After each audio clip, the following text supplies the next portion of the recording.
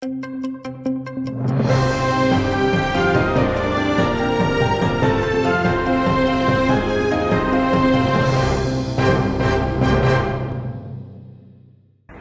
РФ масово атакувала Україну ударними ВПЛА та калібрами, ракетами з літаків Ту-95 та Ту-160. Також задіювала Міг-31К. Під ударом опинився здебільшого захід та центр України. Масованої атаки також зазнав Харків. В Тернополі відбулось влучання у 2 житлові багатоповерхівки. Виникли пожежі та руйнування. Відомо про 25 загиблих осіб, серед них 3 дітей. Ще 73 людини отримали поранення. Росіяни знищили нове сучасне відділення Укрпошти у Львові. Про це повідомив гендиректор компанії Ігор Смілянський. Він опублікував відео зруйнованого внаслідок російської атаки відділення. Українська делегація на чолі з президентом Володимиром Зеленським прибула до Туреччини. Їх очікує низка зустрічей, в тому числі з президентом Туреччини Реджепом Таїпом Ердоганом. Переговори заплановані на вечір і пройдуть у форматі віч-навіч. Після завершення розмови президенти вийдуть до представників преси, щоб оголосити результати зустрічі та обговорити досягнуті домовленості. Також в Анкарі президент України Володимир Зеленський ушанував пам'ять першого президента Туреччини Мустафи Кемаля Ататюрка в меморіальному комплексі Аниткабір.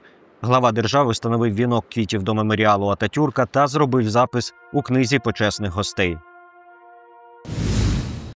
Збройні сили України успішно застосували тактичні ракетні комплекси «Атакамс» для завдання точкового удару по військових об'єктах на території Росії.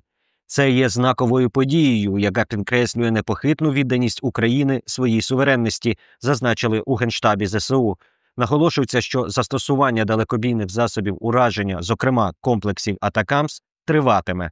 Варто зазначити, що для використання цих ракет необхідний дозвіл Білого дому.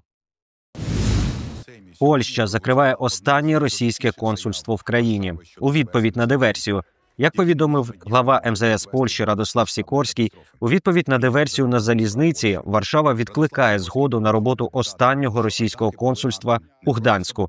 Тепер у Польщі залишиться лише одне російське дипломатичне представництво – посольство у Варшаві.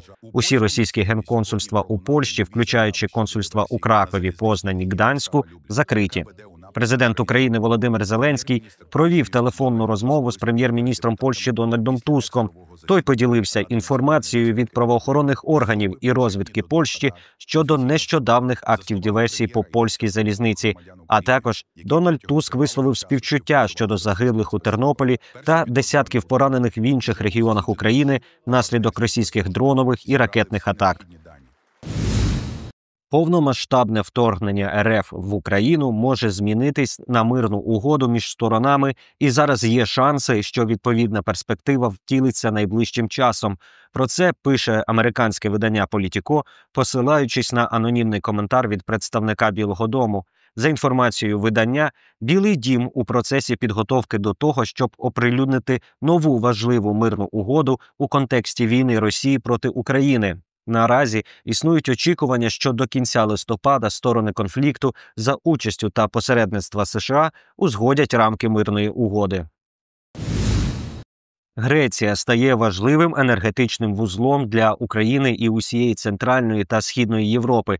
Як повідомив президент Зеленський, в Афінах підписали угоду щодо поставок Україні газу на цю зиму. Це допоможе пройти опалювальний сезон, попри постійні російські атаки на нашу енергосистему. Іспанія продовжує масштабно підтримувати Україну та посилювати нашу ППО.